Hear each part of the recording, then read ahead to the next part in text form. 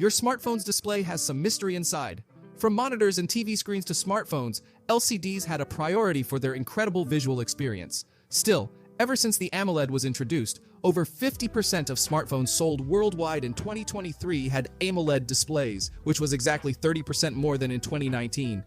But as more technologies are in the making, OLED and now even pOLED screens are making the waves, where the OLED display smartphones and smartphone sales globally touched the highest record of 49% in Q1 2023. But then, the next prediction calls for global pOLED panel market size increase, which is expected to reach $2.6 billion by 2030. Each of these screens is having a victory period, and it feels like they all end with a technological breakthrough. But which one reigns supreme? The truth is, there's no clear winner, but fear not. By the end of this video, all your questions will be answered, so stick around for the big reveal. Exploring IPS LCD. Now let's first understand the term LCD, that is light crystal display. As the name suggests, it works by passing electricity through the crystals, which is followed by a backlight behind it. This backlight is responsible for the continuous passage of light through the crystals. IPS stands for in-plane switching, which basically means it's the second generation of LCD technology, following those classic TN panels. Why do we love IPS LCD? For starters, it's all about color reproduction. IPS panels are like artists. They paint your screen with the most natural and vibrant colors, making everything look so vibrant. And remember about those viewing angles? IPS displays ensure that whether you're sitting front and center or off to the side, you're still getting a crystal clear view. That's why you'll find IPS LCDs gracing most monitors out there, making them a favorite among designers and content creators. When it comes to smartphones, unfortunately, IPS LCDs play the role of underdogs in a world dominated by flashy AMOLED screens. People are all about that AMOLED life, seduced by its deep blacks and vibrant colors. Sadly, the IPS LCD isn't without any flaws. It has its fair share of issues. There's this thing called image retention, which is like the screen burn on AMOLED displays. It's when the crystals inside the display get rotated from prolonged usage, but then eventually straighten themselves out. Then there's a pesky problem of screen bleeding. Imagine if your screen had too much to drink and started spilling its white light all over the place. That's basically what happens with screen bleeding on IPS panels. You'll see these bright patches of light seeping out from the edges of the screen. Last but not least, in an LCD display, the backlight constantly supplies the screen, resulting in less control over the pixels, and hence equal battery usage. Therefore, deep black screens are not found in LCD displays. So yeah, IPS LCDs may not be the center of attention like their AMOLED counterparts, but they have their charm. They may not have those deep black screens or vibrant colors, but they get the job done. And sometimes that's all you really need. AMOLED versus OLED display. As the second evolution in screen technology, let's take a moment to understand the terms AMOLED and OLED before delving into their features. You may have heard of Super AMOLED and Super AMOLED Plus when it comes to AMOLED displays. But first, let's look at OLED, which stands for Organic Light Emitting Diode. It might sound complex, but let me break it down for you in simple terms. Every display consists of tiny components through which current flows.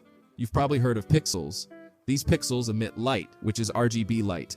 What does RGB stand for? It refers to the colors red, green, and blue.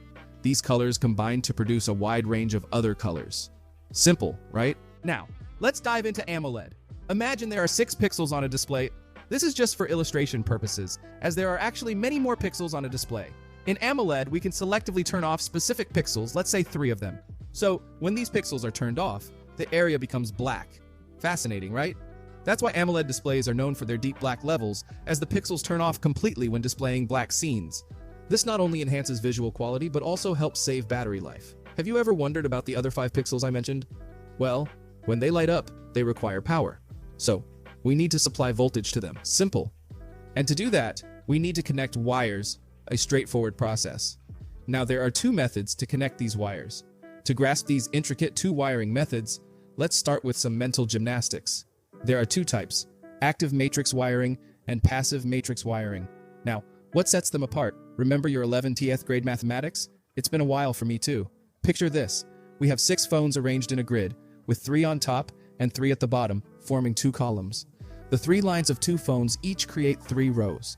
Similarly, in a phone with multiple pixels, numerous rows and columns are formed. Let's imagine we're looking at a laptop. Though there's no specific row or column, consider the lights on a keyboard. They're organized in rows and columns, where each LED light symbolizes a pixel. To light them up, I connect them so that all the lights in each row illuminate simultaneously. I'll connect each row separately so all rows light up with a single connection. This setup is known as a passive wiring matrix. Essentially, it means all 10 bulbs will light up with one voltage supply. What's the downside to this? If I need only one light in a specific pixel, it's impossible because the power supply is the same for all. So, how do we control it? The battery will drain quickly. Just like phones, they come in cheap and expensive varieties, right?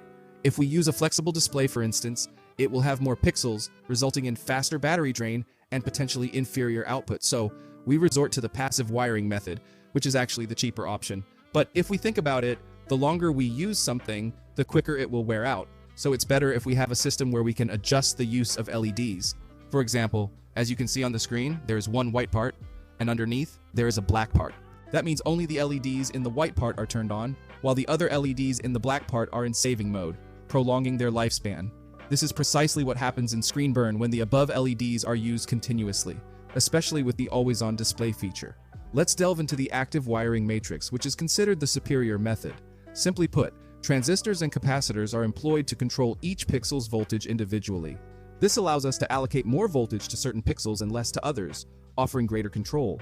Therefore, the OLED display is elevated with the addition of A or M to become an AMOLED display, essentially signifying that OLED is also AMOLED. Samsung's strategic naming choice cleverly distinguishes it as AMOLED, while LG is often associated with OLED.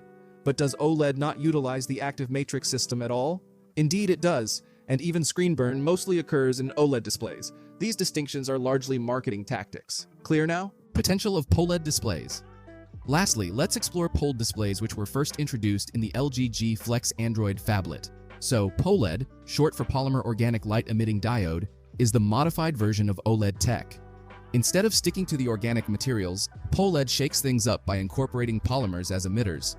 This twist revolutionizes flexibility and durability in display technology. If we take a closer look, we'll find that the substrate is situated at the lowest point.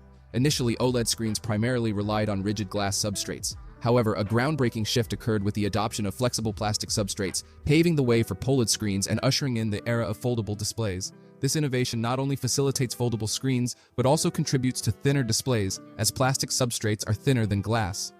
Now let's explore the additional benefits. pOLED displays aren't just aesthetically pleasing, they offer robust performance. Primarily, they ensure durability, courtesy of the shock-resistant plastic substrates. Accidentally drop your phone? No worries about shattered screens here.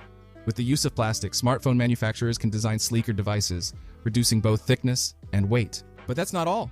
pOLED displays offer designers greater flexibility. By minimizing the frame size and embedding electronics beneath the display's edge, sleeker and more innovative designs can be achieved. Additionally, pOLED displays boast a slimmer profile compared to traditional OLED screens, imparting an elegant aesthetic to devices. Let's clarify the difference between pOLED and pOLED. Consider pOLED as the branded term LG Display employs for its plastic OLED displays. You may have encountered them on devices such as the Google Pixel 2 XL and the LG Velvet. But beware, it's worth noting that some users have reported burn-in problems with LG's pOLED displays. But don't worry. There are prime examples of pOLED executed perfectly, like the Samsung Galaxy Z Flip 5, showcasing flexibility and versatility flawlessly. Now, let's get down to business. pOLED isn't just about aesthetics, it's practical too. With a streamlined manufacturing process, it's cost-effective. While it may not be as bright or efficient as OLED or AMOLED displays, it excels with improved color accuracy and longevity. Granted, there's room for improvement as the industry is still relatively new, impacting availability and reliability, but as they say, Rome wasn't built in a day. Despite challenges, pOLED displays hold the promise of a bright future with enhanced durability and performance. Keep your eyes peeled. The next breakthrough in display tech might just be a pOLED display. In the end, the quest for a unique and appealing screen preference remains a mystery. Each screen type comes with its own set of flaws and benefits, ultimately depending on your budget and desired results, particularly in terms of color gamut. As you can see, the microscopic display arrangements vary across these models, even when they feature the same AMOLED screen. It's akin to dining at a renowned restaurant only to find the flavors lacking. Sometimes, it's all about trial and error.